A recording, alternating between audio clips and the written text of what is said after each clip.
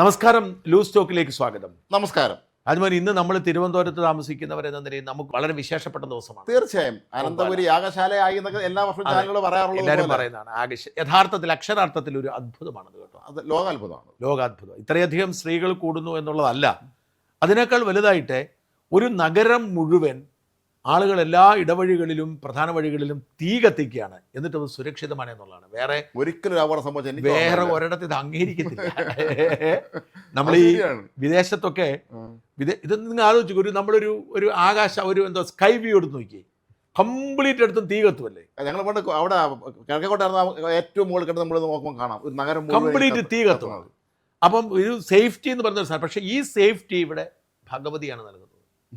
ആ ഭഗവതിയുടെ സേഫ്റ്റിയെ ഇവിടെ രാഷ്ട്രീയ ഭേദമന്യേ മതഭേദമന്യേ എല്ലാവരും അംഗീകരിക്കുന്നു. അപ്പം എനിക്ക് തോന്നുന്നു ഇന്ന് ഇവിടെ ഒരു ഇമാമും ഒരു ബിഷപ്പും എല്ലാവരും ഒരുമിച്ച് ചേർന്ന് കഴിഞ്ഞ ദിവസം ഇമാം പറഞ്ഞിരുന്നു എല്ലാവരും ഒരുമിച്ച് ചേർന്ന് ഇവർ ഈ മറ്റേ ഈ ഇടയ്ക്ക് പന്തലിട്ട് കൊടുക്കുന്ന വെള്ളം കൊടുക്കുന്ന സാധനം കൊടുത്തിരുന്നു. അപ്പോൾ ഒരു മഹത്തായ കാര്യമാണ്. അതൊരു മാത്രമല്ല, ഇതിൻ്റെ ഒരു പുരാണം എന്ന് പറയുന്നത് ഭയങ്കര കണ്ണകിയുടെ ചരിത്രമാണ്. പാണ്ഡ്യരാജാവ് ഇയാളുടെ ഭർത്താവിനെ കൊന്നതിന് വാശി തീർക്കാൻ എന്നുള്ള ചരിത്രമുണ്ട്. അത് തോറ്റമ്പാട്ടിലൂടെയാണ് അത് അവതരിപ്പിക്കുന്നതും. ഒരു അസാധാരണ കാഴ്ച. ഞാനൊന്ന് ഇറങ്ങി നടന്നു.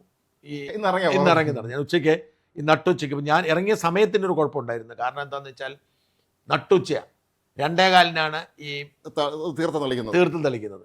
അപ്പം യാഗം അല്ല, അതെന്താണ് ഈ നിവേദ്യം. അപ്പൊ ഇത് രാവിലെ 9:30 കഴിഞ്ഞതാണ് ഈ പൊങ്കാല കത്തി. അപ്പൊ ആളുകളെ വെയിലത്തുനിന്ന് മാറി ഇരിക്കുകയാണ് ഇവിടെ വഴി വെച്ചിട്ട്. ഞാൻ ആ സമയത്ത് നടന്നു. കുറേ പേര് എന്നോട് വന്ന് സംസാരിച്ചു, കുറേ പേര് ഫോട്ടോ എടുത്തു, കുറേ പല സ്ഥലത്തിന് കേരളത്തിൻ്റെ നാനാഭാഗത്തുനിന്ന് കുറേ പേര് ഒന്ന് സംസാരിച്ചു. ഞാൻ കുറച്ച് നേരം നടന്നു. ഞാൻ ആ പട്ടത്തുനിന്ന് ആ LIC ഡൈലേക്കൂടെ പോയി അങ്ങ് പട്ടയം വരെ പോയി ഞാൻ ഇറങ്ങി വന്നു. പിന്നെ അവിടെ നമ്മുടെ ഈ പനച്ചുമൂട് ലൈനിൽ ഇതുണ്ടായിരുന്നു, അന്നദാനം ഉണ്ടായിരുന്നു. അപ്പോൾ ഞാൻ അവിടെ നിന്നാണ് ഉച്ചയ്ക്ക് കഴിച്ചത്. അപ്പോൾ അങ്ങനെ പിന്നെ രേണു അവിടെ ഉണ്ടാക്കുന്നുണ്ട്. അപ്പോൾ അതിൻ്റെ നേർച്ച കിട്ടാമെന്ന് പറഞ്ഞിട്ടുണ്ട്. അപ്പോൾ എന്തായാലും തിരുവനന്തപുരത്തുള്ള സകല മനുഷ്യരുടെയും ഒരു ആഘോഷത്തിന്റെ ദിനമായി. മാത്രമല്ല വലിയൊരു പ്രത്യേകത ഉള്ള തിരുവനന്തപുരത്ത് നിങ്ങൾ അപരിതത്വമില്ല. നിങ്ങൾക്ക് ഏത് വീട്ടിലും കയറിച്ചല്ല. എവിടെ എല്ലാ വീടും തുറന്നിട്ടിരിക്കുകയാണ്. എല്ലാ കടകളും അടഞ്ഞു കിടക്കുകയാണ്. കാരണം എന്താ വെച്ചാൽ കടകളുടെ മുമ്പിലൊക്കെ പൊങ്കാല ആയതുകൊണ്ട് എല്ലാ കടകളും അടച്ചു. മാത്രം എന്നോട് ഇന്നലെ മറ്റേ ബിനോയ് പറയുകയാണ്, ഒരാഴ്ചയായിട്ട് മീൻ കച്ചവടം പോലും ഇല്ലെന്ന് പറഞ്ഞു തിരുവനന്തപുരം നഗരത്തിൽ. അതെയോ? ആളുകൾ അത്രമാത്രം പരിശുദ്ധമായിട്ടാണ് ഇതിനെ കൈകാര്യം ചെയ്യുന്നത്. എന്തായാലും ഒരു മഹത്തായ സംഭവമാണ്. ലോകത്തിന്റെ നാനാഭാഗത്തുള്ള സ്ത്രീകൾ ഇതിനു വേണ്ടി പങ്കെടുക്കുന്നത്. അപരിചിതരായ ആളാണ് വരുന്നത്. അവർ ഓരോ വീട്ടിൽ ചെന്ന് അവർ അവിടെ ബാത്റൂം ഉപയോഗിക്കുന്നു, അവർ ഭക്ഷണം കഴിക്കുന്നു. എല്ലാവരും ഇത്രയധികം ആളുകളെ ഒരുമിച്ച് കൊള്ളുക എന്ന് പറയുമ്പോഴേ, ഞാനിത് പറയുമ്പോൾ ഈ ആളുകളുടെ കാര്യം പറയുമ്പം ഞങ്ങളിപ്പം അനുഭവിച്ചുകൊണ്ടിരിക്കുന്ന ഒരു പ്രശ്നമാണ്. ഇപ്പം UNA നാളെയാണ് നാളത്തെ സമരം. നമ്മൾ നേരിടുന്ന പ്രശ്നം എന്ന് വെച്ചാൽ ഈ 25,000-30,000 നേഴ്സുമാരെത്തിയാണ്. ഈ പെൺപിള്ളാരാണ്. ഇവർക്ക് വേണ്ട ടോയ്ലറ്റ് സൗകര്യങ്ങളൊന്നും നമുക്ക് ഒരുക്കി കൊടുക്കാനായിട്ടുള്ള എന്താ ചെയ്യണമെന്നൊരു ആശങ്ക നമുക്കുണ്ട്. കാരണം ഈ സാധാരണ സമരം ചെയ്ത് പരിചയമുള്ള പിള്ളേരല്ല. അതൊന്ന്. 2, ഈ അവസാന നിമിഷം നമ്മൾ പദ്ധതി ഇട്ടിരുന്നത് എങ്ങനെയാണെന്ന് വെച്ചാൽ പാളയം രക്തസാക്ഷി മണ്ഡപത്തിന് 10:30 കഴിയുമ്പോഴത്തേക്കും മാർച്ച് തുടങ്ങുക, സെക്രട്ടേറിയറ്റ് ചെന്നിട്ട് അവിടെ ഒരു ഉദ്ഘാടനം നടത്തുക. ഉദ്ഘാടനം നടത്തുമ്പോൾ 2 മണിക്കൂർ അവിടെ ഇരിക്കുക. ഒരു ഉച്ച കഴിയുമ്പോഴത്തേക്കും നമ്മൾ അവിടെ നിന്ന് മാർച്ച് ചെയ്ത് നിശാഗന്ധി ഓഡിറ്റോറിയത്തിലേക്ക് പോവുക, കനകക്കുന്നിൽ. അങ്ങനെ നിശാഗന്ധി ഓഡിറ്റോറിയത്തിൽ എത്ര ആയിരം ആർക്ക് വേണമെങ്കിലും വരാമല്ലോ. അവിടെ ചെല്ലുക, അവിടെ നമുക്ക് ഭക്ഷണം വിതരണം ചെയ്യുക. ഒപ്പം തന്നെ ചർച്ചകൾ, ഈ നേഴ്സിംഗ് സമൂഹത്തിൻ്റെ വിഷയത്തെക്കുറിച്ച് ചർച്ച നടത്തുക. അതിന് തുടർച്ചയായിട്ട് പൊതുസമ്മേളനം നടത്താൻ പ്ലാൻ ഇട്ടിരുന്നത്. പക്ഷേ ഇന്നലെ ആരോഗ്യമന്ത്രിയുടെ ഓഫീസ് ഇടപെട്ടു. വേറെ ഒരു കുഴപ്പമില്ല, പോലീസിന് കുഴപ്പമില്ല, ടൂറിസം വകുപ്പിൻ്റെ കീഴിലാണ് നിശാഗന്ധി, അവർക്ക് കുഴപ്പമില്ല, അവർ അനുവാദം തന്നാണ്. ആരോഗ്യമന്ത്രിയുടെ ഓഫീസ് ഇടപെട്ട് വീണ ജോർജിന് ഇടപെട്ടിട്ട് അത് റദ്ദ് ചെയ്തു. അവിടേക്ക് വരരുതെന്ന് പറഞ്ഞു. അപ്പോൾ പിന്നെ പുത്തരിക്കണ്ടം മൈതാനത്ത് നടത്താമെന്ന് ആലോചിച്ചു. നടത്താൻ പറ്റില്ല. അപ്പോൾ ആ പടം നമുക്ക് ഒരു ദിവസം കൊണ്ട് പന്തലുണ്ടാക്കണം. പക്ഷേ പുത്തരിക്കണ്ടം മൈതാനം ഈ കോൺഗ്രസ് പാർട്ടി ശരിക്കും 6-ാം തീയതിയാണ്. അവർക്ക് 5-ാം തീയതി ആവശ്യമുള്ളൂ. പക്ഷെ അവർ 4-ാം തീയതി കൂടെ വേണമെന്നാണ് പറഞ്ഞത്. അവിടെ ഒന്നും ചെയ്യാൻ പോകുന്നില്ല. ഞങ്ങൾ പന്തലുകാരെ വിളിച്ചു ചോദിച്ചു. ചോദിച്ചപ്പോൾ പന്തലിടുന്നത് വൈകുന്നേരം 7-ന് ശേഷമാണ്. ഒരു കൈമനം പ്രഭാകരൻ എന്ന ഒരാളാണ് അതിൻ്റെ ചുമതലക്കാരൻ. തിരുവഞ്ചൂർ രാധാകൃഷ്ണൻ്റെ ഭാര്യയുടെ അനിയത്തിയുടെ ഭർത്താവാണ്. അപ്പം ഞാൻ തിരുവഞ്ചൂരിനെ വിളിച്ചു ചോദിച്ചു, VD സതീശനെ വിളിച്ചു ചോദിച്ചു, രമേശ് ചന്ദ്രനെ വിളിച്ചു ചോദിച്ചു, KC വേണുവിനെ വിളിച്ചു ചോദിച്ചു. അവരെല്ലാം സമ്മതിച്ചു. കാരണം ഇത് കഴിഞ്ഞ് അവർക്ക് കിട്ടാൽ മതി. പക്ഷേ ഈ കൈമനം പ്രഭാകരൻ മാത്രം സമ്മതിക്കുന്നില്ല. കൈമനം പ്രഭാകരൻ്റെ പേരിലാണ് ഇത് ബുക്ക് ചെയ്തിരിക്കുന്നത്. അതുകൊണ്ട് നമ്മൾ പെട്ടുപോയി. അതായത് ഓർക്കണം, ഇതിനകത്ത് KC വേണുവിലൊക്കെ രമേശ് ചന്ദ്രനും KC വേണുവിലും പങ്കെടുക്കുന്നുണ്ട്. രാജീവ് ചന്ദ്രശേഖറുണ്ട്. ഇതിന് രാജീവ് ചന്ദ്രശേഖർ എല്ലാവരും വിളിച്ചിട്ടുണ്ട്. KC വേണുവിലും വരുന്നുണ്ട്. പക്ഷേ ഇവരിതിൽ സഹകരിക്കുന്നില്ല. അപ്പോൾ ഈ നേഴ്സുമാരോടുള്ള ഇവരുടെ ഒരു വിദ്വേഷം. അപ്പം സത്യത്തിൽ തന്നെ സംഭവിക്കാൻ പോകുന്ന വെച്ചാൽ നാളെ എന്ത് ചെയ്യണം നമുക്കൊരു ധാരണയില്ല. നമ്മൾ ഉദ്ദേശിച്ച സ്ഥലങ്ങൾ പിന്നെ നമുക്ക് നമ്മളോട് ചെങ്കൽ രാജശേഖരൻ നായർ അദ്ദേഹത്തിൻ്റെ ഉദയ ഉപയോഗിച്ചു, പക്ഷെ എന്നാലും 3500-4000 പേര് കൊടുക്കുള്ളൂ, 4000 പേര് കൊള്ളത്തുള്ളൂ. അത് മാത്രമല്ല അത് നല്ല തുകയോ അദ്ദേഹം തുക കുറച്ച് തരാമെന്ന് പറഞ്ഞു. പക്ഷേ നമുക്ക് അവിടെ കൊള്ളിക്കാനുള്ള ഒരു സംവിധാനം ഇല്ല. അപ്പോൾ നമുക്ക് ഇവരെ എന്ത് ചെയ്യണമെന്ന് അറിയില്ല. കാരണം ഇവരുടെ ഒരു ഈ നേഴ്സുമാർ ചോദിക്കുന്ന 40,000 രൂപ ശമ്പളം വേണമെന്നാണ്. അതിനോട് ഇവർ സഹകരിക്കുന്നില്ല. എന്തായാലും അവരോട് വരാൻ പറഞ്ഞു. നാളെ കേരളത്തിന് നാനാഭാഗത്ത് 10-700 ബസ് വരും. 700 ബസ്സിൽ ഈ 10-25 നേഴ്സുമാർ വന്നിറങ്ങും. നോക്കാം എവിടെയെങ്കിലും. ഞാൻ പറഞ്ഞു നമുക്ക് എന്തെങ്കിലും തീരുമാനിക്കാം. എന്തെങ്കിലും സർക്കാർ സംവിധാനം അവർ പറയട്ടെ. ഇവർ അറസ്റ്റ് ചെയ്യുവാണെങ്കിൽ അറസ്റ്റ് ചെയ്തോളൂ. അറസ്റ്റ് ചെയ്യാൻ ഞങ്ങൾക്ക് ഒരു ഇടംപറണ്ടാക്കി തന്നാൽ ഞങ്ങൾ പൊക്കോളാന്ന് പറയാം. പക്ഷേ ഈ തുടർ സമരങ്ങൾ ഉണ്ടാവും. ഇനി 40,000 രൂപ മിനിമം സാലറി വേണമെന്നുള്ളതാണ് ആവശ്യം. എന്തായാലും തിരുവനന്തപുരം നഗരത്തെ സ്തംഭിപ്പിക്കുന്ന തരത്തിലുള്ളൊരു പരിപാടിയായി നാളെ ഇതിനെ മാറ്റാനായിട്ട് തീരുമാനിച്ചിരിക്കുന്നത്. എനിവേ വേറെ എന്താണ് വിഷയം? നമുക്ക് KP ഉണ്ണികൃഷ്ണൻ അന്തരിച്ചു. ഒരു മാധ്യമ പ്രവർത്തകനായിരുന്നു അല്ലേ? മാതൃഭൂമിയിൽ റിപ്പോർട്ടറായിരുന്നു. ഇപ്പോൾ ഇംഗ്ലീഷ് പത്രങ്ങളിലുണ്ടായിരുന്നു അദ്ദേഹം. ഡൽഹിയിലായിരുന്നു.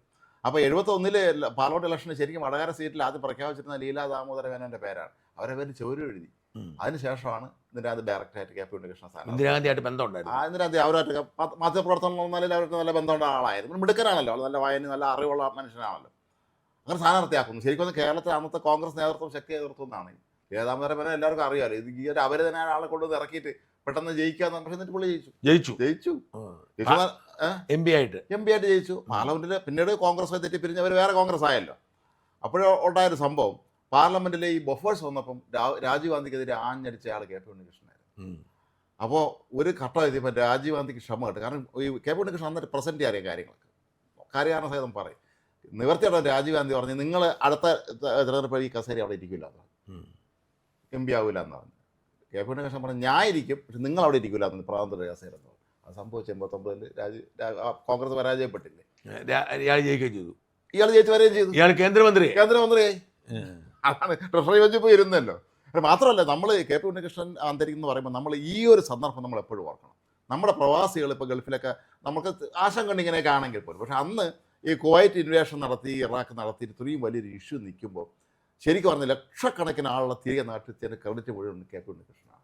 അദ്ദേഹം ഒന്ന് VP സിംഗ് മന്ത്രിസഭയിലെ മന്ത്രിയായിരുന്നു. VP സിംഗ് മന്ത്രിസഭയിലെ നമ്മൾ ഏറ്റവും കൂടുതൽ അരങ്ങിൽ ശ്രീധരൻ ഞാനിപ്പോഴും ആ സമയത്ത് എനിക്ക് 89 മന്ത്രിസഭ, അതായത് എൻ്റെ കോമേഴ്സ് സഹമന്ത്രി, എനിക്കൊന്ന് പ്രീ ഡിഗ്രി ടൈമാണ്. ഈ സമയത്ത് നമ്മൾ ഈ KP ഉണ്ണികൃഷ്ണനോടും അരങ്ങിൽ ശ്രീധരനും നമുക്ക് വലിയൊരു ആദരവായിരുന്നു. VP സിംഗിനോട് എനിക്ക് വലിയ ആരാധന. ഞാനൊരു സോഷ്യലിസ്റ്റ് ചിന്താധികാരനായിരുന്നു. VP സിംഗിന്റെ ഒരു മാതൃകാ പുരുഷനായിരുന്നു. അപ്പോൾ KP ഉണ്ണികൃഷ്ണൻ എന്ന് പറഞ്ഞാൽ നമുക്ക് വലിയൊരു ആരാധനയായിരുന്നു. പിന്നീട് അദ്ദേഹം ഞാൻ മരിച്ചു പോയില്ല. ഞാനോട് അദ്ദേഹം പണ്ടേ മരിച്ചു പോയി കാണുന്നു. ഇന്നിപ്പോ മരിച്ചെന്ന് അറിഞ്ഞപ്പോൾ ഞാൻ കരുതി അദ്ദേഹം മരിച്ചു പോയി. അദ്ദേഹം കോഴിക്കോട്ട് തന്നെയാണ് താമസിച്ചിരുന്നത്. ഡൽഹി വിട്ട് അദ്ദേഹം കോഴിക്കോട്ടത്തിന്റെ കുടുംബ വീട് വലിയ ഓടിട്ട വീടാണ്. അവിടെ അദ്ദേഹം താമസിക്കുന്നത്. ആ വീട് മുഴുവൻ പുസ്തകങ്ങളാണ്. അദ്ദേഹം അവിടെ ഇങ്ങനെ പുസ്തകം വായിച്ചിരിക്കുകയായിരുന്നു. പക്ഷെ കഴിഞ്ഞ കുറെ കാലം അദ്ദേഹത്തിന് കേൾക്കാനായിരുന്നു. അദ്ദേഹം സജീവ രാഷ്ട്രീയ കോൺഗ്രസ് തന്നെയായിരുന്നു. അവസാനത്തെ കോൺഗ്രസ് തിരിച്ചെത്തി. ഇപ്പോഴത്തെ ഇന്ത്യൻ രാഷ്ട്രീയ കോൺഗ്രസ് തിരിച്ചെത്തി. പക്ഷെ പിന്നെ അദ്ദേഹം അങ്ങനെ സജീവമായ വേറെ അതിനൊന്നും പോയില്ല. അദ്ദേഹം വിശ്രമ ജീവിതം നയിച്ചു. അല്ല, ഞാൻ കരുതിയിരുന്നത് അദ്ദേഹം നേരത്തെ മരിച്ചു. ഞാൻ ഇന്ന് മരണ വാർത്ത കേട്ടപ്പോൾ ഞാൻ ഇത് പിന്നെ മരിച്ചു. അതെ, രസകര കാര്യം ഇതിൽ ഏറ്റവും പ്രധാനപ്പെട്ട ഒരു കാര്യമുള്ളത്, അന്ന് ഈ ഇത്രയും ഇന്ത്യക്കാരവിടെ കുടുങ്ങിപ്പോയി. അപ്പം അവിടെ അമേരിക്ക യുദ്ധം നടക്കുന്നു, ബാഗ്ദാദൊക്കെ ആ പ്രശ്നമാണ്. അപ്പം KP ഉണ്ണികൃഷ്ണൻ പറഞ്ഞ് ഇവരെ തിരിച്ചുകൊണ്ട് വരണമെന്ന് പറഞ്ഞു. അപ്പം അന്നത്തെ ക്യാബിനറ്റ് സെക്രട്ടറി അപ്രായോഗിക കാര്യമാണ്. എത്ര പണം മുടക്കേണ്ടി വരും ഇത്രയും മനുഷ്യരെ കൊണ്ടുവരാൻ? അപ്പം അദ്ദേഹം പറഞ്ഞു അല്ലെങ്കിൽ ഞാൻ രാജിക്കാമെന്ന് പറഞ്ഞു. അവസാനം VP സിംഗ് പറഞ്ഞൊരു കാര്യം ചെയ്യാൻ വേണ്ടി ആളെ കൊണ്ടുവരാം, പക്ഷേ ചുമതല നിങ്ങളേക്കണമെന്ന് പറഞ്ഞു.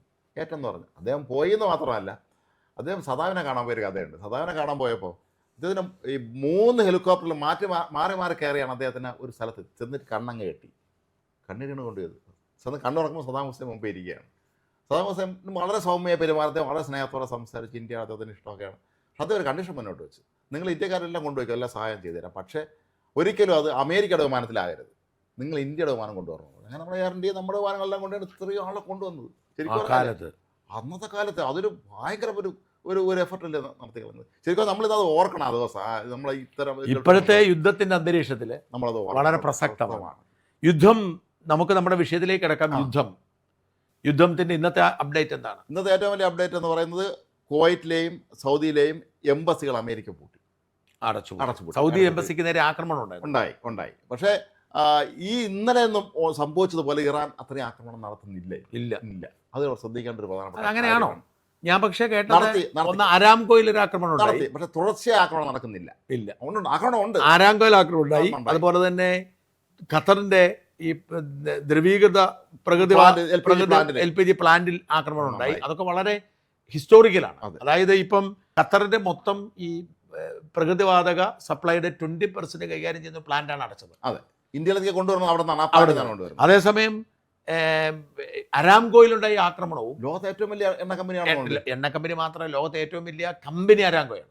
അങ്ങനെയുണ്ട്, ഏറ്റവും വലിയ കമ്പനിയാണ്, ഏറ്റവും വലിയ കമ്പനി അരാംകോയാണ്.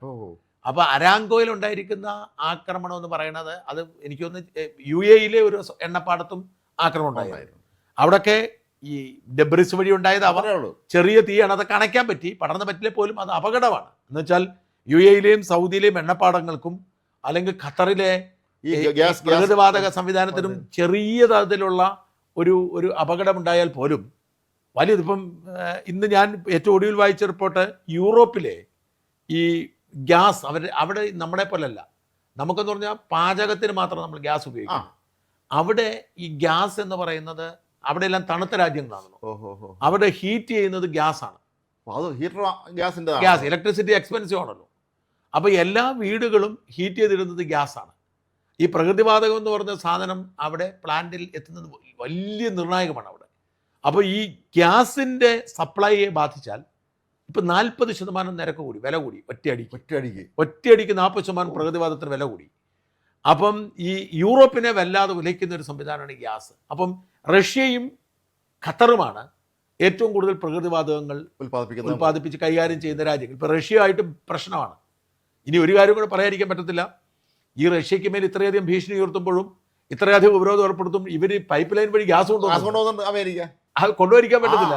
യൂറോപ്പിലല്ല, ജർമ്മനിയിൽ നിന്നൊക്കെ ഇവിടുന്ന് പോകുന്ന ഗ്യാസ് ഇല്ലെങ്കിൽ ഇല്ല, ആ സ്ഥിതിയാണ്.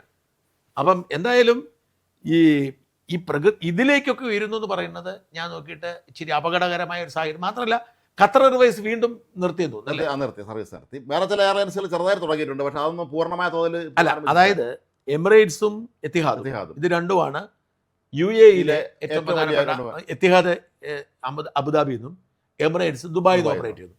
അപ്പം ആളുകൾ അവിടെ വന്ന് കുടുങ്ങിക്കിടക്കുക. അതായത് ഒരു ഒറ്റ ദിവസം ശനിയാഴ്ച മാത്രം 20,000 ഫ്ലൈറ്റാണ് റദ്ദ് ചെയ്തത്, ശനിയാഴ്ച മാത്രം. അപ്പോൾ ഈ ദുബായിലും ഇങ്ങനെ കുടുങ്ങിക്കിടക്കുന്ന മനുഷ്യൻ ഭൂരിപക്ഷം വരും ദുബായിലും അബുദാബിയിലാണ്. ഇനി ദുബായും അബുദാബിയുമാണ് നേരത്തെ ഞാൻ പറഞ്ഞ മാതിരി ഏറ്റവും വലിയ ഇൻ്റർനാഷണൽ കണക്റ്റിംഗ് ഹബ്ബ് എന്ന് പറയുന്നത്. ഈ ഇപ്പം അമേരിക്കയിൽ നിന്ന് വരുന്ന ആളുകൾ, ഞാൻ പറഞ്ഞത് അമേരിക്കയിലെ ഒരുപാട് നഗരങ്ങളിൽ നിന്നും ദുബായിലേക്കും അബുദാബിയിലേക്കും, ദുബായിലേക്ക് എമിറേറ്റ്സിൻ്റെയും അബുദാബിയിലേക്ക് ഇവരുടെയും എത്തിഹാദിൻ്റെയും ഫ്ലൈറ്റ് ഉണ്ട്. അതേസമയം എല്ലാ ഭാഗത്തേക്കും ഓസ്ട്രേലിയക്കുണ്ട്, ഇന്ത്യയിലേക്കുണ്ട്, പാകിസ്ഥാനിലേക്കുണ്ട്. ഈ ദുബായിൽ ഏകദേശം ഒരു മിഡിൽ പോലെ വന്നിട്ട് ദുബായിൽ നിന്നും അബുദാബിയിൽ നിന്നും ലോകത്തിൻ്റെ നാനാഭാഗത്തേക്കും വിമാന സർവീസ് ഉണ്ട്. അപ്പോൾ ഇത് കണക്ട് ചെയ്യുന്നത് ഇപ്പം ഇന്ത്യയിലുള്ള ഒരാൾ, ഇന്ത്യയിൽ വളരെ അപൂർവം വിമാനം മാത്രമേ അമേരിക്കയിലേക്ക് നേരിട്ടുള്ളൂ, കാരണം 26 മണിക്കൂറൊക്കെ ഫ്ലൈ ചെയ്തിരിക്കണം. ഇപ്പോൾ ഓസ്ട്രേലിയയിൽ നിന്ന് അമേരിക്കയിലേക്കൊന്നും വിമാനം എനിക്ക് ഈ അടുത്ത കാലത്ത് അങ്ങോട്ട് 36 മണിക്കൂറും കണ്ട സാധ്യമല്ല. അപ്പം അങ്ങനെ വരുമ്പോൾ ഈ രാജ്യങ്ങളിലെ എല്ലാ നഗരങ്ങളിൽ നിന്നും വിമാനങ്ങൾ എത്തുന്നത് ഈ ദുബായിലും അബുദാബിയിലാണ്. അതുപോലെ ഖത്തർ എയർവേസ് എന്ന് പറയുന്ന വിമാന കമ്പനി, എമിറേറ്റ്സ് കഴിഞ്ഞാൽ പിന്നെ ഏറ്റവും വലിയത് ഖത്തർ എയർവേസ് ആണ്. ഇപ്പം ഞാൻ ഇങ്ങോട്ട് ടിക്കറ്റ് എടുത്തു, നമ്മുടെ ഹൂസ്റ്റന് പോകാൻ. ഞാൻ ടിക്കറ്റ് എടുക്കുമ്പോൾ തിരുവനന്തപുരത്ത് നിന്ന് നേരെ ദോഹയ്ക്ക്. അപ്പം നമ്മളെ സംബന്ധിച്ച് വളരെ എളുപ്പമാണ്. ദോഹ 2 മണിക്കൂർ ഗ്യാപ്പ്, നേരെ ദോഹയിൽ നിന്ന് ഹൂസ്റ്റൺ. അപ്പം നമ്മളെ സംബന്ധിച്ചിടത്തോളം നമ്മൾ ഇവിടുന്ന് ചെക്ക് ഇൻ ചെയ്താൽ നേരെ ഹൂസ്റ്റണിൽ നമ്മുടെ ലഗേജ് വരും. നമുക്കിവിടെ നേരെ ദോഹയിൽ ഇറങ്ങുന്നു. ലോക ഇറങ്ങിക്കഴിഞ്ഞിട്ട് നമുക്ക് അവിടുത്തെ എല്ലാം അകത്തോട്ട് ചെല്ലും. നമുക്ക് പ്രത്യേകിച്ച് വേറെ ഇതൊന്നുമില്ല, ഇമിഗ്രേഷനൊന്നുമില്ല. നമ്മൾ നോക്കുന്നു ദോഹയിലെ നമ്മുടെ എത്രാമത്തെ ഗേറ്റ് ആണെന്ന് നോക്കുന്നു, ആ ഗേറ്റിൽ പോയി കയറിയ ഹൂസ്റ്റൺ. ഇത്തരത്തിലുള്ളൊരു കണക്റ്റിംഗ് സെൻറ്റർ ആയതുകൊണ്ട് എന്താ സംഭവിച്ചിരിക്കുന്നത് വെച്ച് കഴിഞ്ഞാൽ ഈ 3 സ്ഥലങ്ങളിലും ആളുകൾ കുടുങ്ങിക്കിടന്നു. ശനിയാഴ്ച രാവിലെ മുതൽ എത്തിയ ആളുകൾ ശനി, ഞായർ, തിങ്കൾ, ചൊവ്വ കിടക്കുവാണ്. അപ്പം അപ്പർ ക്ലാസ്, പ്രീമിയം ക്ലാസ് ആളുകളുണ്ടല്ലോ, ഈ ബിസിനസ് ക്ലാസ് യാത്ര ചെയ്യുന്നവരെ, പ്രിവിലേജ്ഡ് ആളുകളെ, രോഗികളെ, ഇങ്ങനെയുള്ളവർക്കൊക്കെ ഇവർ അക്കോമഡേഷൻ കൊടുക്കും. കാരണം ഇതിനെല്ലാം പരിമിതി ഉണ്ടല്ലോ. ഞാൻ പറഞ്ഞ ഇത് ഇവരുടെ കയ്യിലുള്ള കുഴപ്പം കൊണ്ട് സംഭവിച്ചിരിക്കുന്നതല്ല. അതുകൊണ്ട് സാധാരണക്കാരൻ അവിടെ തന്നെ കിടക്കേണ്ട അവസ്ഥയാണ്. വിമാനത്താവളത്തിൽ തന്നെ കിടക്കുവാണ്. അവന് വേറെ വഴിയില്ല. വിമാനത്താവളത്തിൽ എവിടെയെങ്കിലും ചുരുണ്ടുകൂടി കിടക്കുക, എന്തെങ്കിലും കിട്ടുന്നത് കഴിക്കുക, ഇത്തരത്തിലുള്ളൊരു വല്ലാത്ത അവസ്ഥ. മാത്രമല്ല ഒരു വിമാന കമ്പനിയുടെ കൈകൾ നിയന്ത്രണത്തിന് അതീതമായി ഉണ്ടായിരിക്കുന്ന സംഭവം കൊണ്ടുണ്ടാകുന്ന ഡിലേയോ ബുദ്ധിമുട്ടോ ആണെങ്കിൽ ഇവർക്ക് നഷ്ടപരിഹാരം കൊടുക്കാൻ ബാധ്യസ്ഥരല്ല. അവരുടെ കുറ്റമല്ലല്ലോ. അപ്പോൾ അതുകൊണ്ട് ഇവരെയെല്ലാം ഡ്രോപ്പ് ചെയ്യാതിരിക്കാൻ പറ്റത്തില്ലാത്തത് കൊണ്ടാണ് ഇപ്പോൾ ഈ പറയുന്ന എത്തിഹാദും എമിറേറ്റ്സും ഒക്കെ റിസ്ക് എടുത്ത് ഇവരുടെ കൂടി അനുമതിയോടുകൂടി യാത്രാ വിമാനത്തെ വെറുതെ വിടണമെന്ന് പറഞ്ഞിട്ട് ആളുകൾ അങ്ങോട്ടും ഇങ്ങോട്ടും ട്രാൻസ്പോർട്ട് ചെയ്ത് ഇപ്പോൾ കൊച്ചിയിലേക്ക് വന്നു. പക്ഷെ ഇതിലൊരു റിസ്ക് ഉണ്ട്. ഇതിന് ഉദാഹരണം പറയുകയാണ്, ഇന്ന് മുംബൈയിൽ നിന്ന് എമിറേറ്റ്സിൻ്റെ ഒരു ഫ്ലൈറ്റ് തിരിച്ചു പോകുക, അതായത് ഇവിടെ ആളെ കൊണ്ട് ഇറക്കിയിട്ട് ഒഴിഞ്ഞു പോകാണ് തിരിച്ച് അങ്ങോട്ട് പോവുകയാണ്. ഇവിടെ നിന്ന് കുറേ ആൾക്കാർ ഇവിടെ ബന്ധപ്പെട്ടവർ കിടക്കുന്നവരുണ്ട് വന്ന് കിടക്കുന്ന. അപ്പോൾ അടിയന്തര ജോലി നഷ്ടപ്പെടുന്നവരെ അങ്ങനെയൊക്കെയുള്ള ആളുകളുണ്ട്. ഇപ്പോൾ ഈ അവധിക്കാലത്തിന് മുമ്പ് അവിടുത്തെ നിയമമല്ലേ ഈ സമയത്ത്. അപ്പോൾ ഇങ്ങനെയുള്ള ആളുകളുമായിട്ട് ഈ വിമാനം മുംബൈ നിന്ന് ദുബായി ചെന്ന് UAE വ്യോമാതിർത്തി ചെന്നപ്പോഴത്തേക്കും മെസ്സേജ് വന്നു, എയർ ട്രാഫിക് കൺട്രോളിൽ നിന്ന് ബാലിസ്റ്റിക് മിസൈൽ വരുന്നുണ്ട്, മാറിക്കോളാൻ. ഈ വിമാനം വ്യോമാതിർത്തി കയറാൻ തിരിച്ചു പോന്നു. വട്ടമിട്ട് കറങ്ങിയിട്ട് വീണ്ടും ചെന്നു, അനുവാദം കിട്ടി, വീണ്ടും പറഞ്ഞു ക്ലിയർ ആയിട്ടില്ല പോകാൻ. 2 തവണ ഈ എമിറേറ്റ്സ് പുറത്ത് വന്നിട്ടാണ് പിന്നെ പോയി അവിടെ ലാൻഡ് ചെയ്തത്. ഇതൊക്കെ വലിയ റിസ്ക്കാണ്. കാരണം യുക്രൈൻ ഒരു വിമാനം പോയിരുന്നു റഷ്യയുടെ. അപ്പം ഈ യാത്രാ വിമാനങ്ങൾ ഹൈ റിസ്ക് ആണ്. ഇവർ ഉദ്ദേശിക്കുന്നില്ലെങ്കിലും ഇവരിവിടുന്ന് ബാലിസ്റ്റിക് മിസൈൽ വിടുമ്പം ഞാൻ പറഞ്ഞ സാധാരണ ഈ വിമാന സർവീസ് കൺട്രോൾ ചെയ്യുന്ന മുഴുവൻ എയർ ട്രാഫിക് കൺട്രോളാണ്. അപ്പോൾ ഒരിക്കലും 2 വിമാനങ്ങൾ കൂട്ടിമുട്ടത്തില്ല. ചിലപ്പോൾ നമുക്ക് അത്ഭുതം തോന്നും. കാരണം ഹീത്രോ എയർപോർട്ടിൽ നിൽക്കുമ്പോൾ നമുക്ക് ശരിക്കും അത്ഭുതം തോന്നും. ഞാൻ ഹീത്രോ എയർപോർട്ടിൽ കയറുമ്പോൾ ഞാൻ കൗതുകത്തോടെ പുറത്തോട്ട് നോക്കും. പുറത്തോട്ട് കാണുന്നതെന്ന് വെച്ചാൽ നമ്മളിങ്ങനെ റൺവേ നമ്മൾ ഇറങ്ങി വരുന്നു, ഒരിടത്തും നമ്മൾ ഇറങ്ങി വരുന്നു, റൺവേയിലേക്ക് വരുന്നു. അപ്പം നമ്മൾ ഈ റൺവേയിലൂടെ കയറാൻ തന്നെ നമ്മൾ ക്യൂ നിൽക്കുവാണ്. അപ്പം നമുക്ക് ഇടയ്ക്ക് ക്യൂ കിട്ടുമ്പോൾ നമ്മൾ കയറുക. അപ്പോൾ നമ്മൾ മുമ്പോട്ട് നോക്കുമ്പോൾ മുമ്പിൽ ഒരു 25 വിമാനം ഇങ്ങനെ മുമ്പിലുണ്ട്, പുറകിൽ ഒരു 25 വിമാനമുണ്ട്. റോഡിൽ ട്രാഫിക് അതിങ്ങനെ ഒരുമിച്ച് എല്ലാവരും മൂവ് ചെയ്യുക. എല്ലാവരും ഇങ്ങനെ പതിയെ എല്ലാ വിമാനവും ഒരുമിച്ച് നടന്ന് പൊയ്ക്കൊണ്ടിരിക്കുക. അതിങ്ങനെ കറങ്ങി ചെന്നിട്ട് ഓരോ വിമാനവും പറക്കാറാവുമ്പോൾ പറക്കുന്ന റൺവേയിലേക്ക് ചെന്നാൽ അവനങ്ങ് പറന്നു പോകും. അതിനൊരു 4 മിനിറ്റ് കഴിയുമ്പോൾ അടുത്തോ പറന്നു പോകും, 3 മിനിറ്റ് കഴിയുമ്പോൾ അടുത്തോ പറന്നു പോകും, 3 മിനിറ്റ് അടുത്തോ പറന്നു പോകും. ഇങ്ങനെ ഹീത്രോ ഇതുപോലെ തന്നെ വരുന്നുണ്ടെന്ന് ഓർക്കണം. ഇവിടെ ഇറങ്ങുന്നുണ്ട്. ഇതുപോലെ ലോകത്തുള്ള ഇപ്പം ദുബായ്, ഇതുപോലെ ലോകത്തുള്ള എല്ലാ വിമാനത്താവളത്തും ഇഷ്ടംപോലെ ഇപ്പം മുംബൈ സാന്താക്രൂസിൽ അവിടുത്തെ ഛത്രപതി ശിവജി ഇന്റർനാഷണൽ ഇങ്ങനെയുള്ള വിമാനത്താവളങ്ങളിൽ നിന്നൊക്കെ വാഹനങ്ങൾ ഇതെല്ലാം ആകാശത്തല്ലേ. ആലോചിക്കേ, ജോൺ എഫ് കെന്നഡി എയർപോർട്ട് ഇതിന്റെ 10 ഇരട്ടി എത്ര ആയിരിക്കും. അപ്പൊ ഈ ആകാശത്ത് കിടക്കുന്ന വിമാനങ്ങളെല്ലാം കൺട്രോൾ ചെയ്യുന്നില്ല. പക്ഷെ മിസൈൽ അയക്കുന്നവന് അങ്ങനെ വല്ല കൺട്രോളും ഉണ്ട്? അവൻ വിടുവല്ലേ ചെയ്ത്, അവൻ വിടുവല്ലേ ചെയ്ത്. അപ്പൊ അതുകൊണ്ട് ഹൈലി ഒരു ഡേഞ്ചറസ് സിറ്റുവേഷൻ. ഈ ഡേഞ്ചറസ് സിറ്റുവേഷൻ നിവൃത്തിയില്ലാത്തത് കൊണ്ടാണ് ചെയ്യുന്നത്. അതുകൊണ്ട് ഏറ്റവും പ്രധാനപ്പെട്ട കാര്യം, വളരെ അത്യാവശ്യമില്ലാത്ത ആരും ഈ പരിസരത്തൊരു യാത്രയായിരിക്കും എന്നുള്ളത്. മാത്രമല്ല, നമ്മൾ ഇന്നൊരു വാർത്ത നമ്മൾ പിന്നെ ഡെയിലി മെയിൽ കണ്ടൊരു വാർത്തയാണ്. ഈ ഒരുപാട് പ്രമുഖർ UAE ദുബായിൽ അവിടെ എല്ലാ സുഖസൗകര്യങ്ങളുണ്ട്, വീട് മാറ്റി താമസിക്കാൻ വന്നവരുണ്ട്. ഇവർ പലരും പെട്ടിരിക്കുന്നു എന്നാണ് ഇപ്പോഴും. അത്യാഡംബരങ്ങളിൽ താമസിച്ചിട്ട് ഇവർ പലരും താമസിച്ച വീടിൻ്റെ കാർപോറത്തിലും മറ്റു പല ഭാഗങ്ങളിലും ഈ അണ്ടർഗ്രൗണ്ടിൽ പോയി ഒളിച്ചിരിക്കേണ്ട അവസ്ഥയിലാണെന്നാണ്. അതിനവിടെ ഇത് പ്രതീക്ഷിച്ചിട്ട് ആളുകൾ ഭയമാണ്, അല്ലാതെ സർക്കാർ അറിയിച്ചിട്ടൊന്നുമല്ല, സ്വയം പേടിച്ചിട്ട് ഇവർ പലരും ഇങ്ങനെ സിറ്റുവേഷൻ കണ്ടിട്ടില്ല. അല്ല, ഇത് ജീവിതത്തിൻ്റെ ഒരു പ്രത്യേകതയാണ്. ഈ ജീവിതത്തിൽ പക്ഷേങ്കിൽ ഞാൻ ഈ ഗൾഫിലുള്ള മലയാളികളോട് പലരോടും സംസാരിച്ചു. അവരൊക്കെ പറഞ്ഞു അവരെ യൂസ്ഡായി 2 ദിവസം കൊണ്ട്. ആദ്യം ഒരു ഭയം ഉണ്ടായിരുന്നു, കൃത്യമായിട്ട് സർക്കാർ മെസ്സേജ് അയക്കുന്നു എന്താ. അല്ല, അതല്ല, ഇപ്പൊ അവർക്ക് കാര്യം പിടികിട്ടി. എന്താണെന്ന് വെച്ച് കഴിഞ്ഞാൽ ഈ ആകാശത്തോട് മിസൈലൊക്കെ പോകും, പലതും പൊട്ടിത്തെറിക്കും. അതിനുള്ള സംവിധാനമുണ്ട്. നമ്മളെ ഇപ്പോൾ ജനലിൻ്റെ അവിടെ പോയി നിൽക്കരുത്, അതുപോലെ തന്നെ നമ്മളെ ഈ വെളിയിറങ്ങി നടന്ന് ഷൈൻ ചെയ്യാൻ പോകരുത്. ഇന്നിപ്പോൾ ഏതോ ഒരു മെസ്സേജ് അയച്ചിരിക്കുന്നുണ്ട്, ഈ വീഡിയോ എടുത്ത് നിങ്ങൾ അയച്ചാൽ കേസാവുന്നു പറഞ്ഞു. അപ്പം ഇത് ഞാൻ ചോദിക്കട്ടെ, ഇസ്രായേലിൽ സ്ഥിരം കാണുന്നല്ലേ? ഇസ്രായേലിക്ക് സ്ഥിരം മിസൈൽ വരുന്നത് ജീവിതത്തിന്റെ ഭാഗമായി അത്രേ ഉള്ളൂ. അതുകൊണ്ട് ഇതിനെയൊക്കെ സംരക്ഷിക്കാനുള്ള സാങ്കേതിക വിദ്യ നമ്മുടെ നാട്ടിലുണ്ട് എന്നത് കരുതുക എന്നുള്ളത് മാത്രമാണ് ഏറ്റവും പ്രധാനപ്പെട്ട കാര്യം. എന്തായാലും ഈ യുദ്ധാന്തരീക്ഷം മുറുകുന്ന ഒരു ഫീലാണ് എനിക്ക് തോന്നിയത്. എന്തായാലും ഇന്ത്യ വളരെ ബുദ്ധിപൂർവ്വം നീക്കം നടത്തിയിട്ടുണ്ട്. കാരണം ഈ ഓയിലിന്റെ ഒക്കെ പ്രശ്നമുണ്ട്. റഷ്യ ഇന്ത്യ ഓയിൽ വാങ്ങാൻ തീരുമാനിച്ചു. ഇന്ന് അങ്ങനെ വന്നു, അങ്ങനെ ധാരണയായി എന്നാണ് പറയപ്പെടുന്നത്. റഷ്യയിൽ നിന്ന് ഇന്ത്യ ഓയിൽ, കാരണം ട്രംപ് അതൊക്കെ പറഞ്ഞെങ്കിലും നമുക്ക് ഓയിൽ വേണ്ടേ, നമുക്ക് ഇന്ധനമില്ല, നമുക്ക് ലോകം ജീവിക്കാൻ പറ്റും. അല്ല, ഒന്ന് റഷ്യയിൽ നിന്ന് നമ്മൾ എണ്ണ വാങ്ങത്തില്ല എന്ന് ട്രംപേ പറഞ്ഞിട്ടുള്ളൂ. നമ്മൾ ഒട്ടി കൊടുത്തിട്ടില്ല, ട്രംപേ പറഞ്ഞിട്ടുള്ളൂ. 2, ട്രംപ് ചെയ്യാൻ പറ്റുന്നത് എന്താണ്? നമുക്ക് മേൽ ടാക്സ് ഏർപ്പെടുത്തുന്നത്. ആ ടാക്സ് സുപ്രീം കോടതി റദ്ദാക്കിയിട്ടുണ്ട്. അതുകൊണ്ട് തന്നെ ആ എഗ്രിമെന്റ് പാഴായിപ്പോയി. നമ്മൾ അത് അപ്രസക്തമായിപ്പോയി. ഇനി ആ ചർച്ചയ്ക്കൊന്നും പ്രസക്തിയൊന്നുമില്ല. അത് വളരെ നല്ല കാര്യമാണ്. പക്ഷേ ഈ യുദ്ധം എങ്ങനെ നീളും എന്നുള്ള ഒരു പ്രധാന നീണ്ടുപോയാലുള്ള അവസ്ഥ അതിഭീകരമായിരിക്കും. കാര്യം ലോകത്ത് എനിക്ക് തോന്നുന്നത് ഈ അവിടെ മറ്റേ കനാലും കൂടെ അടച്ചു കഴിയുമ്പോഴത്തേക്ക് കടലെടുക്കൂടെ അടച്ചു കഴിഞ്ഞാൽ പിന്നെ നമ്മുടെ രാജ്യത്തിനൊക്കെ ഇപ്പൊ അടഞ്ഞെന്ന് തോന്നുന്നല്ലേ? അടയ്ക്കുന്നതാണ് അവർ പറഞ്ഞത്, അടയ്ക്കുന്നു. അല്ല, ഇന്ന് ഞാൻ വായിച്ചതും മനസ്സിലാക്കിയതും ഇറാൻ പറഞ്ഞിരിക്കുന്നത് ഹോർമുസ് കടലെടുക്കൽ ഒരാളും പോകരുത്, കത്തിക്കുമെന്നാണ്. അങ്ങനെ കത്തിക്കുന്ന ഒരു സാഹചര്യം ഉണ്ടായാൽ എനിക്കൊന്ന് ലോകത്തെ മുഴുവൻ ചരക്ക് ഗതാഗതത്തിന്റെയും 20% ഹോർമുസ് കടലെടുക്കുക വഴി. നമ്മൾ കടലെടുക്കാന്ന് പറയുമ്പോൾ എത്രയോ കിലോമീറ്റർ ദൂരമാണെന്നാണ് പറഞ്ഞത്, നീളവും വീതിയൊക്കെ അത്ര വലുതാണത്. അത്ര കിലോമീറ്റർ ഉണ്ടോ? അത്ര കിലോമീറ്റർ വളരെ വലുപ്പത്തിലുള്ളതാണെന്നാണ് പറഞ്ഞത്. കടലാണ്, കടലും മുറിച്ചുണ്ടാക്കിയിരിക്കുന്നതാണ്. അതാണ്. അപ്പൊ ഇത്രയും കപ്പലുകൾ ദിവസം കടന്നു പോയിക്കൊണ്ടിരിക്കുന്നത്, എത്രയോ കപ്പലുകൾ ദിവസം കടന്നു പോകുന്നല്ലേ പറഞ്ഞു. ഈ 20% ഗതാഗതം മാത്രമല്ല അത് മുതലാവുന്നില്ലെന്ന് പറഞ്ഞു. ഇപ്പം ഈ യുദ്ധാന്തരീക്ഷം ഉണ്ടായി കഴിഞ്ഞാൽ ഇൻഷുറൻസ് കൂടും. ഈ പറയുന്ന ഒരു കപ്പൽ പോകുന്നില്ലേ, ഈ കപ്പലിൽ സാധാരണ കൊടുക്കേണ്ട ഇൻഷുറൻസ് പറഞ്ഞാൽ കപ്പലിന്റെ വിലയും കപ്പലിന്റെ ചരക്കിന്റെ വിലയാണ് ഇൻഷുറൻസ്. അതേസമയം ഇവിടെ ഈ കപ്പലും ചരക്കും തകർന്നു പോകാൻ ഇടയുള്ളത് കൊണ്ട് പൈസ ഭയങ്കരമായിട്ട് കൂടും. 3 ഇരട്ടിയും 4 ഇരട്ടിയും 5 ഇരട്ടിയും വില ഇൻഷുറൻസ് കൂടുകയാണ്. അതുകൊണ്ട് ഇത് എടുക്കുന്നവന് മുതലല്ല. അതാ അങ്ങനെ പ്രശ്നമാണ്. ഒരു യുദ്ധാന്തരീക്ഷം ഉണ്ടായി കഴിഞ്ഞാൽ പിന്നെ നടത്തിയിട്ട് കാര്യമില്ല. കാരണം വലിയ തോതിൽ ഇൻഷുറൻസ് തുക കൂടും, വലിയ തോതിൽ കൂലി കൂടും. ഞാൻ പറഞ്ഞപ്പം ഇപ്പം വിമാനങ്ങളെല്ലാം റദ്ദായല്ലോ, ഈ ഏകദേശം എല്ലാ വിമാനം റദ്ദായി. അതായത് എമിറേറ്റ്സും ഏറ്റവും പ്രധാനപ്പെട്ട വിമാന കമ്പനികളായ എമിറേറ്റ്സും ഖത്തർ എയർവേസും എത്തിഹാദും ഗൾഫ് എയറും സൗദി ഇതെല്ലാം റദ്ദായി. ഇതെല്ലാം റദ്ദായതോടുകൂടി പാശ്ചാത്യ രാജ്യങ്ങളിലെ വിമാന കമ്പനികളുണ്ടല്ലോ, Lufthansa, KLM, British Airways, American Airlines, Delta, ഇത്തരത്തിലുള്ള പാശ്ചാത്യ രാജ്യങ്ങളിലെ വിമാന കമ്പനികൾ അവരുടെ എല്ലാം തുക, കാരണം അതിനെ മാത്രം ആശ്രയിക്കേണ്ട അവസ്ഥയായി. ഈ ഗൾഫ് രാജ്യങ്ങളിലേക്ക് ആരും പോകുന്നില്ല. എല്ലാവർക്കും എവിടെ പോകുമ്പോൾ ലണ്ടനിൽ, ഉദാഹരണത്തിന് ലണ്ടനിലേക്ക് പോകേണ്ട ഒരാൾ പണ്ടും ബ്രിട്ടീഷ് എയർവേസിന്റെ വിമാനം ഇന്ത്യയിൽ പല സ്ഥലങ്ങളിലേക്കുണ്ട്. കൊച്ചിക്കില്ല, ബോംബെക്കും ഡൽഹിക്കും ബാംഗ്ലൂർക്കും ഒക്കെ ഉണ്ട്. പക്ഷേ ബ്രിട്ടീഷ് എയർവേസിന് പോകുന്നവർ കുറവാണ്. കാരണം എല്ലാ സാധാരണ റേറ്റിനേക്കാൾ ഒരു 10% കൂടുതലാണ് ബ്രിട്ടീഷ് എയർവേസിന്. എയർ ഇന്ത്യയുടെ വിമാനമുണ്ട് ബോംബെയിൽ നിന്നും ഒക്കെ ഉണ്ട്.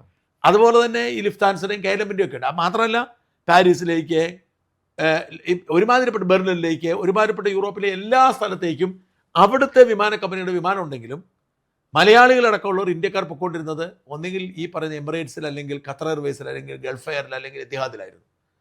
പക്ഷെ അതൊക്കെ നിന്നുപോയി. അപ്പൊ ഈ കസ്റ്റമേഴ്സ് മുഴുവൻ അങ്ങോട്ട് മാറി. ഞാൻ ചുമ്മാ ഇന്ന് രാവിലെ ഈ സ്കൈ സ്കാനർ എന്ന് പറഞ്ഞൊരു ഒരു വെബ്സൈറ്റ് ഉണ്ട്, സ്കൈ സ്കാനർ എന്ന് പറയും. ഈ സ്കൈ സ്കാനർ നമുക്ക് ലോകത്തെ എല്ലാ വിമാനത്തിൻ്റെയും ടിക്കറ്റ് എടുക്കാം. അത് കമ്പാരിറ്റീവ്ലി സ്കൈ സ്കാനറിലെ നിരക്ക് കുറവാണ്. അപ്പോൾ ട്രാവൽ ഏജൻസികൾ കിട്ടുന്ന അതേ റേറ്റിൽ തന്നെ സ്കൈ സ്കാനർ കിട്ടും, അതിനേക്കാൾ കുറച്ച് കിട്ടും പലപ്പോഴും. ഞാനെടുത്ത് നോക്കി കഴിഞ്ഞപ്പോൾ എല്ലാ റേറ്റും ഇരട്ടിയിലധികമായി. ഇപ്പം ലണ്ടനിലേക്ക് നമുക്ക് ഒരു യാത്ര ഒരു 40,000 രൂപ 50,000 രൂപയ്ക്ക് പോകാമായിരുന്നു ഈ നേരത്തെ. പക്ഷേ ഇപ്പോൾ ഒരു 1.5 ലക്ഷം രൂപ ടിക്കറ്റ്, 2 ഇരട്ടിയായി. എക്കണോമിക് ക്ലാസ്സിൻ്റെ കാര്യം പറയുന്നത്. ബിസിനസ് ക്ലാസ് ഒന്നും കിട്ടാനില്ല. കാരണം ആളുകളെല്ലാം ബിസിനസ് ക്ലാസ്സിലേക്ക് പോയി. ബിസിനസ് ക്ലാസ് ഞാൻ നോക്കിയപ്പം 8 ലക്ഷം രൂപയ്ക്കാണ് റേറ്റ്, അതുപോലെ കൂടി. അപ്പം ഇതെല്ലാം ഇതിനെ ബാധിക്കും. ഈ ഒരു യുദ്ധം ഉണ്ടാകുമ്പോൾ നമ്മൾ വിചാരിക്കുന്നതിന് അപ്പുറത്തേക്കുള്ള ഒരു വർധന. എണ്ണയുടെ പ്രശ്നം ഉണ്ടാകുന്നുണ്ട്, വിമാനയാത്രകളുടെ പ്രശ്നം ഉണ്ടാകുന്നുണ്ട്, അതുപോലെ തന്നെ ഓഹരി പൂർണ്ണമായും ഇടിയുന്ന സാഹചര്യമുണ്ട്. വിചിത്രമായ കാര്യം, ഓഹരി വിപണി ഇടിയുന്ന കഴിഞ്ഞ ദിവസം നമ്മളൊരു വാർത്തയിലൂടെ മനസ്സിലായ കാര്യം, ഡിഫൻസ് മേഖലയിലെ സാധനം ആ പ്രോഡക്റ്റിലേക്ക് ആ ഓഹരി വിപണിയിൽ കൂടും. അപ്പോൾ ലോക്ക്ഹീഡ് മാർട്ടിൻ പോലെയുള്ള യുദ്ധവിമാനം ഉണ്ടാക്കുന്ന കമ്പനിയുടെയൊക്കെ ഷെയർ ഉയർന്നു. കാരണം അവരുടെ സാധനം സെയിലാവില്ലേ, വളരെ കൃത്യമായിട്ട് ഒരു കച്ചവടം നടക്കില്ല. അപ്പം നമുക്ക് നമ്മുടെ വിഷയം എന്ന് പറയുന്നത് ഈ യുദ്ധം എത്ര കാലം ഇനിയും കൊണ്ടുപോകും. ഞാൻ മനസ്സിലാക്കുന്നൊരു കാര്യം, ഇറാൻ നമ്മൾ വിചാരിച്ചതിനേക്കാൾ ശക്തമായി തിരിച്ചടിക്കുന്നുണ്ടെന്ന് ഞാൻ മനസ്സിലാക്കുന്നു. കാരണം അവർ ഒരൊറ്റ രാജ്യമാണ്, ഇത് അമേരിക്കയും ഇതുകൊണ്ട്. എന്നിട്ട് അവർ UAE-ക്കൊക്കെ അടിക്കുന്നെങ്കിൽ പോലും അവർ ശക്തമായി തിരിച്ചടിക്കുന്നുണ്ട്. അവരുടെ ഒരുപാട് മിസൈലുകളും മറ്റും പലയിടങ്ങളിലും ഡ്രോണുകളും ഒന്ന് വീഴുന്നുണ്ട്. ഇത് എത്ര കാലം ഇറാൻ ഇങ്ങനെ മുമ്പോട്ട് പോകാൻ പറ്റും? കാരണം അവരുടെ നേതൃനിരയെ മൊത്തം ചുട്ടരിച്ചു കളഞ്ഞു. 49 പേരെ കൊന്നതാണ് ഇന്ന് ഔദ്യോഗികമായി പറഞ്ഞിരിക്കുന്നത്. ഈ ഖൊമൈനിയുടെ ഭാര്യയെയും കൊന്നു, ഭാര്യ മരിച്ചു. പകരക്കാരനായി എടുത്തിരിക്കുന്ന ആളെ കൊന്നു വാർത്ത വന്നെങ്കിൽ അത് അയാൾ മരിച്ചിട്ടില്ല. അപ്പം ഇതേ സമയം തന്നെ ഇസ്രായേൽ മറ്റൊരു യുദ്ധമുഖം കൂടി തുറന്നിട്ടുണ്ട് അങ്ങോട്ട് ലെബനനിലേക്ക്. ഹിസ്ബുള്ള നേതാക്കന്മാർ ബഹ്റിനിലേക്ക് വലിയ ബഹ്റിനിലെയും കുവൈറ്റിലെയും അമേരിക്കൻ ഈ പറയുന്ന വ്യോമതാവളങ്ങളിൽ വലിയ തോതിൽ ആക്രമണം ഉണ്ടായിട്ടുണ്ടെന്നുള്ളത് സ്ഥിരീകരിച്ചിട്ടുണ്ട്. അതിപ്പോൾ വെറുതെ ഡെബ്രിസ് എന്ന് പറഞ്ഞൊരു കാര്യമില്ല, ഉണ്ടായിട്ടുണ്ട്. ബഹ്റിനിൽ സംഭവിച്ചു സത്യം തന്നെയാണ്, ബഹ്റിൻ സംബന്ധിച്ചിട്ടുണ്ട്. അത്തരത്തിലുള്ള ആക്രമണങ്ങൾ തുടരുമ്പോൾ എത്ര കാലം മുമ്പോട്ട് പോകും? ഇപ്പം ട്രംപ് പറഞ്ഞിരിക്കുന്നത് ഇതൊരു തുടക്കം മാത്രമാണ്, ഇതുവരെ കണ്ടതിനേക്കാൾ വലിയ അറ്റാക്ക് കൊടുക്കുമെന്നൊക്കെ പറയുന്നുണ്ട്. പക്ഷെ അപ്പോഴും ഉള്ളൊരു ചോദ്യം, എത്ര കാലം ഇതിങ്ങനെ മുമ്പോട്ട് പോകും? കാരണം ഇറാൻ ഒന്നും നഷ്ടപ്പെടാനില്ല എന്ന് മാത്രമല്ല, ഈ യുദ്ധത്തിൽ ഈ ട്രംപ് കൂടെ പറഞ്ഞൊരു കാര്യമുണ്ട്, ഇറാൻ ജനതയെ നിങ്ങൾ ഉണർന്നെണീക്കൂ, നിങ്ങൾ ഭരണമാറ്റം. അത് ഇറാൻ ജനത ചെയ്യത്തില്ല. നമ്മളിപ്പോൾ പറയുന്ന ഇറാനിലെ ജനങ്ങൾ സന്തോഷത്തിലാണെന്നൊക്കെ പറയുന്നുണ്ടല്ലോ, അത് വളരെ കുറച്ച് പേര് മാത്രമാണ്. അത് എല്ലാ മേഖലയിലും ഉള്ളതുപോലെ അത് മഹാഭൂരിപക്ഷം വരുന്ന ഇറാനികളും ഈ പറയുന്ന ഈ ഖമേനിയുടെ ആരാധകരായിരുന്നു. ഈ സിസ്റ്റം പോകാനാകി ഇപ്പോൾ പാകിസ്ഥാനിലൊക്കെ കണ്ടില്ലേ, സാധാരണ എത്ര ആളാണ് തിങ്ങി കൂടിയിരിക്കുന്നത്. മാത്രമല്ല ഈ ഷിയ എന്ന് പറയുന്ന വിഭാഗത്തിന്റെ ആത്മീയ നേതാവ്. അപ്പൊ ഇവിടെ ഈ പറയുന്ന ഖമേനിയെ എതിർക്കുന്ന ആളുകൾ ഭൂരിപക്ഷവും നാടുവിട്ടിട്ടുണ്ട്, രാജ്യത്തിന്റെ പുറത്താണ് പല സ്ഥലത്തും. അവിടെയാണ്, അതായത് വിദേശ രാജ്യങ്ങളിലാണ് ഈ ആഘോഷം നടത്തുന്നത്. ഇറാനിൽ അത്രയും ആഘോഷമുണ്ടെന്ന് കരുതാൻ പറ്റുന്ന സാഹചര്യമില്ല. എന്ന് മാത്രമല്ല, മതം തിന്ന് ജീവിക്കുന്ന മനുഷ്യരാണ്. ഇപ്പം പാകിസ്ഥാനിൽ കാണും, നിങ്ങൾ ആലോചിച്ച്, അല്പമെങ്കിലും വിവരമുള്ള ഒരു മനുഷ്യൻ, അല്പമെങ്കിലും വിദ്യാഭ്യാസമുള്ള ഒരു മനുഷ്യൻ അമേരിക്കയുടെ എംബസിയിലേക്ക് ആയുധങ്ങൾ ഇടിച്ചു കയറുമോ? അപ്പൊ വെടിവെച്ചില്ല, അവര് വെടിവെക്കുമല്ലോ, അവർക്ക് അതിൽ അവകാശം ഉണ്ടല്ലോ. അപ്പൊ ഞാൻ പറഞ്ഞത്, അവിടേക്ക് കല്ലും കമ്പും എടുത്തുകൊണ്ട് ചെല്ലുമ്പോൾ ഇവൻ ഞങ്ങളെ വെടിവെക്കും എന്ന് ചിന്തിക്കാനുള്ള വിവരം ഇല്ലാതിരിക്കാൻ. ഞാൻ ഇസ്രായേലിലൂടെ സഞ്ചരിച്ചപ്പോൾ ഞാൻ പറഞ്ഞിട്ടുണ്ടല്ലോ, സകല മനുഷ്യൻ്റെ കയ്യിൽ തോക്കുണ്ട്. തോക്കെന്ന് പറഞ്ഞു കഴിഞ്ഞാൽ വെറും നമ്മുടെ നാട്ടിൽ ഇപ്പോൾ റിവോൾവർ ഇല്ല, മറ്റേ സിനിമയിലൊക്കെ കാണുന്ന മാതിരി കൊള്ളക്കാർ വെടിവെക്കുന്ന തോക്ക്, ഈ സാധനം താഴോട്ടും തൂങ്ങിക്കിടക്കുന്ന അതല്ലേ വലിയ മെഷീൻ ഗൺ. ഈ സാധനമാണ് മനുഷ്യൻ്റെ കിടക്കുന്നത്. സകല മനുഷ്യൻ്റെ കയ്യിൽ തോക്കുണ്ട്. അപ്പോഴാണ് അമേരിക്കക്കാരൻ്റെ അടുത്ത്, അമേരിക്കൻ എംബസിയിൽ അവൻ്റെ മറീനുകളോടുണ്ട്, ലോക്കൽ പോലീസ് അവിടെയുണ്ട്, അവൻ്റെ സ്പെഷ്യലി അവൻ ഹയർ ചെയ്തിരിക്കുന്ന ഈ പ്രൈവറ്റ് സെക്യൂരിറ്റി ഉണ്ട്. അവിടേക്ക് മതിൽ പൊളിച്ച് കയറി ചെന്നാൽ അവൻ വെടിവെക്കാതിരിക്കുമോ? നമ്മുടെ നാട്ടിൽ പണ്ട് സംഭവിച്ചതാണല്ലോ, വാരക്കൊന്നും കൊണ്ട് തോക്ക് വെച്ചോണ്ടിരിക്കുന്ന പോലീസുകാരനെ വെച്ചൊന്ന് കയറി കൊടുത്തോളത്ത അവസ്ഥയല്ലേ. അപ്പൊ പിന്നെ രക്തസാക്ഷി അവർക്ക് വേണമായിരുന്നു. അതെ അത് വേണമായിരുന്നു. ഇവിടെ ഇത് തന്നെയാണ് പാകിസ്ഥാൻ ചെയ്തിരിക്കുന്നത്. പാകിസ്ഥാനികൾ അവിടെ പോയി വെടിയേറ്റ് മരിച്ചു. അപ്പം ഇവിടെ ചോദ്യം എന്താണെന്ന് വെച്ച് കഴിഞ്ഞാൽ, ഈ ഇറാൻ ജനതയെ ട്രംപ് വിചാരിക്കുന്നത് പോലെ ഒറ്റയടിക്ക് നിർത്താൻ പറ്റത്തില്ല. അപ്പം അവിടെ ഉണ്ടാകുന്ന ഒരു പ്രശ്നം, ഒരു ഓൾട്ടർനേറ്റീവ് വ്യക്തിത്വം ഇല്ല, അങ്ങനെ ഒരാളില്ല. മാത്രമല്ല, ഇപ്പോൾ ഇറാഖിലൊക്കെ ചെയ്തപ്പോൾ അവർക്ക് പറ്റി. കാരണം എന്താണെന്ന് വെച്ച് കഴിഞ്ഞാൽ, ഇറാഖിൽ ഇത്രയും ഒരു മതാധിഷ്ഠിതമായ ഒരു വ്യവസ്ഥയായിരുന്നില്ല. അയാൾ ഒരു സെക്യുലർ ആയിരുന്നു, ഈ സദ്ദാം ഹുസൈൻ. പക്ഷേ അഫ്ഗാനിൽ സംഭവിച്ചത് എന്തെന്ന് നോക്കൂ. അഫ്ഗാനിൽ ഇതുപോലെ തന്നെ ഭരണകൂടത്തെ അട്ടിമറിച്ച് ബദൽ സർക്കാരിനെ ഉണ്ടാക്കിയിട്ട് ആ പ്രധാനമന്ത്രി പ്രസിഡന്റോ എന്തോ ഒരു ഹമീദ് ഖാൻ, ഇയാളെ പ്രത്യേക വിമാനത്തിൽ കൊണ്ടുപോണ്ടി വന്നു അമേരിക്കയ്ക്ക്. ആലോചിച്ച് നോക്കിയേ. കാരണം അവർ പറഞ്ഞിട്ടുണ്ട്, വെച്ച പ്രസിഡന്റ് ആയതുകൊണ്ട് കർസായിയെ ഇവർക്ക് എയർലിഫ്റ്റ് ചെയ്ത് കൊണ്ടുപോണ്ടി വന്നു. എന്നിട്ടോ ആരെയാണോ ഇറക്കി വിട്ടത് അവനോട് ഇന്ത്യയും അമേരിക്കയും ഇസ്രായേലും ഒക്കെ സഖ്യം ഉണ്ടാക്കുക. ഏത് അന്ന് ഇവിടെ ബഹളം വെച്ച് ഓടിച്ചു വിട്ട അൽഖയ്ദയിലല്ലോ, താലിബാൻ ഇന്ത്യയിൽ വന്നിരുന്നല്ലോ.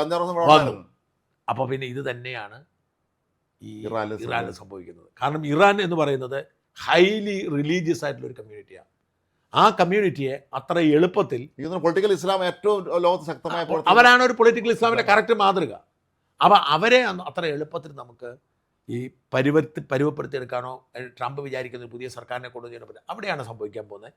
ഒരാഴ്ച കഴിയുമ്പോൾ ട്രംപിന് ഇത് പിടികിട്ടും. ഒരാഴ്ചക്കകം ഈ അട്ടിമറി നടന്നില്ലെങ്കിൽ, ഇവർ ആക്രമണം തുറന്നുകൊണ്ടിരുന്നാൽ ട്രംപ് ഇട്ടിട്ട് പോകും. ട്രംപിനെ സംബന്ധിച്ചിടത്തോളം ട്രംപിന് ഇത്തരം കാര്യങ്ങളിൽ സ്ഥിരതയൊന്നുമില്ല, എപ്പോഴും എന്തും പറയാമല്ലോ. ഇപ്പം നോക്കൂ, അഫ്ഗാനിസ്ഥാനിൽ എന്താണ് ചെയ്തത്, അതേപോലെ തന്നെ യുക്രൈനിൽ എന്താണ് ചെയ്തത്. യുക്രൈനിൽ ഇവർ കൊണ്ട് യുദ്ധത്തിലേക്ക് തള്ളിവിട്ടിട്ട് ഒടുവിൽ അവിടെ പോയി വരട്ടി അതിന് ഫീസ് വാങ്ങി, മൊത്തം ധാതുക്കൾ എഴുതി വാങ്ങി. എന്നിട്ട് ഇപ്പം പറയാണ് നിങ്ങളുടെ ഭൂമി അവർക്ക് വിട്ടുകൊടുത്തിട്ട് കോംപ്രമൈസ് ചെയ്തു. ഓർക്കണം, ആദ്യം അങ്ങേര് ആവശ്യപ്പെട്ടിരുന്നത്, പുടിൻ ആവശ്യപ്പെട്ടിരുന്നത് ക്രീമിയ മാത്രമാണ്. ക്രീമിയ എന്ന് പറയുന്നത് അവർക്ക് അതായത് സോവിയറ്റ് യൂണിയന്റെ കാലത്ത് അവരുടെ ഏറ്റവും വലിയ സൈനിക താവളമായിരുന്നു. ആ സൈനിക താവളം ഭൂമിശാസ്ത്രപരമായ യുക്രൈനായി എന്നതുകൊണ്ട് വിട്ടുകൊടുക്കാൻ അവർക്ക് പറ്റത്തില്ല. അത് വേണമെന്ന് പറഞ്ഞു. 2014 അത് പിടിച്ചെടുത്തു. ഒരു രക്തച്ചൊരിച്ചിന് ഒഴിവാതെ പിടിച്ചെടുത്തു. അത് നിയമപരമായി അതങ്ങ് വിട്ടുകൊടുത്തായിരുന്നെങ്കിൽ തീരുന്ന പ്രശ്നമാണ്. ഇപ്പോൾ എന്തോരം സ്ഥലം പിടിച്ചെടുത്തിരിക്കുന്നത്? 4 വർഷം ആവുന്നു. എന്തോരം സ്ഥലമായിട്ട് എത്ര മനുഷ്യ ജീവൻ പോയി. പിന്നെ പാശ്ചാത്യ മാധ്യമങ്ങളിൽ റഷ്യക്കെതിരെ വാർത്ത വരുന്നത് ഇത് തന്നെയാണ് ഇവിടെയും സംഭവിക്കാനുള്ള ഒരു സാധ്യത. ട്രംപ് ചിലപ്പോൾ ഇട്ടിട്ട് പോകും. ട്രംപിന് ഇതിൻ്റെ ഒരു പണി എടുക്കാം. പക്ഷേ ഇസ്രായേലിനെ സംബന്ധിച്ചിടത്തോളം നിലനിൽപ്പിൻ്റെ പ്രശ്നമാണ്. അവർക്ക് അറ്റാക്ക് ചെയ്യാൻ പറ്റത്തില്ല. അതുകൊണ്ടാണ് അവരിപ്പോൾ ഹിസ്ബുള്ള നേതാക്കൾ ആക്രമിക്കുന്നത്. ലെബനനിലേക്ക് അതിശക്തമായിട്ടുള്ള ആക്രമണം നടത്തിക്കൊണ്ടിരിക്കുകയാണ്. എന്തായാലും യുദ്ധം എന്ന് തീരുമെന്ന ചോദ്യത്തിന് കൃത്യമായ ഉത്തരവില്ല. അതെ, അതിന് കൃത്യമായ ഉത്തരവില്ല.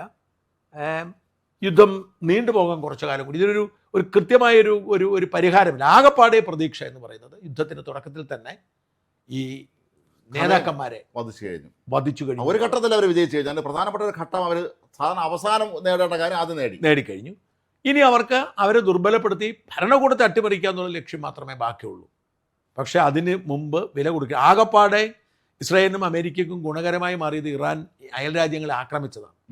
അവർ ആരും സംരക്ഷിക്കുക. ഒമാൻ പോലും ആലോചിച്ച് നോക്കൂ. എക്കാലത്തും ഒമാനോട് ഒരു അടുപ്പം പുലർത്തിയ രാജ്യമാണ് ഇറാൻ. ഒമാനായിരുന്നു ഒരു പ്രതിസന്ധി ഘട്ടത്തിൽ മധ്യസ്ഥ റോള് വഹിച്ചിരുന്നത്. ഈ ഒമാന്റെ തുറമുഖത്തിന് നേരെ ആക്രമണിച്ചു. അപ്പൊ എന്താണ് അവിടെ സംഭവം? നാഥനില്ലാത്തതിന്റെ പ്രശ്നം. അതാണ് പ്രശ്നം. നാഥനില്ല കളരിയാണ് ഇപ്പൊ അവിടെ. വാളെടുത്തവനൊക്കെ വിളിച്ച പാടാണ്. ആരൊക്കെ എന്തൊക്കെയോ ചെയ്യുന്നു. സൈനിക മേധാവിയും കൊല്ലപ്പെട്ടു. എന്തായാലും ഇറാൻ ഒരു നാശത്തിന്റെ വക്കിലാണ്. നിയമപരമായി അല്ലെങ്കിൽ ധാർമ്മികമായി ഇതൊക്കെ ശരിയാണോ എന്ന് ചോദിച്ചാൽ അല്ല എന്ന് തന്നെ പറയേണ്ടി വരും. പക്ഷേ ഇസ്രായേലിനെ സംബന്ധിച്ചിടത്തോളം അവരുടെ നിലനിൽപ്പിൻ്റെ പ്രശ്നമാണ്. ആ രാജ്യത്തിന് മുമ്പോട്ട് പോകണമെങ്കിൽ, ആ രാജ്യത്തെ ഇല്ലാതാക്കുമെന്ന് പ്രഖ്യാപിച്ച ആ രാജ്യത്തിൻ്റെ അവസാന പൗരൻ്റെയും അവസാന ശ്വാസം കണ്ടിട്ട് അവസാനിപ്പിക്കുക. അതിന് ഡേറ്റും ഫിക്സ് ചെയ്തു. 40 വർഷം, 2040. ഇനി 14 കൊല്ലം കൂടി ഉള്ളൂ. 2040 മുമ്പ് ഇസ്രായേൽ തീർക്കുമെന്ന് പ്രഖ്യാപിച്ചതിന് ശേഷം ഇസ്രായേലിന് വേറെ വഴിയില്ലാത്തതാണ് ചെയ്തത്. എന്തായാലും യുദ്ധം നീളുകയാണ്. അതെന്ത് സംഭവിക്കും, എങ്ങനെ സംഭവിക്കും നമുക്ക് പറയാൻ പറ്റുന്ന മാത്രം ഒരുപാട് കള്ളക്കഥകൾ പ്രചരിക്കുന്നുണ്ട്. നെതന്യാഹുവിനെ വധിച്ചു എന്നൊക്കെ പറഞ്ഞ കള്ളക്കഥകൾ ഒത്തിരിയുണ്ട്. നെതന്യാഹുവിനെ വധിച്ചു, അത് തിരിച്ചുകൊണ്ട് അമേരിക്കൻ കപ്പൽ മുക്കി എന്ന് പറഞ്ഞ വാർത്ത വന്നിരുന്നു. പക്ഷെ ഞാൻ ഇന്ന് കേട്ട വേറൊരു വാർത്ത, ഇറാന്റെ 11 കപ്പലും 11 യുദ്ധക്കപ്പലുകളും മുക്കി എന്ന് വാർത്ത വന്നിട്ടുണ്ട്. ഇതൊന്നും വിശ്വസിക്കാൻ പറ്റത്തില്ല എന്നതാണ് സത്യം.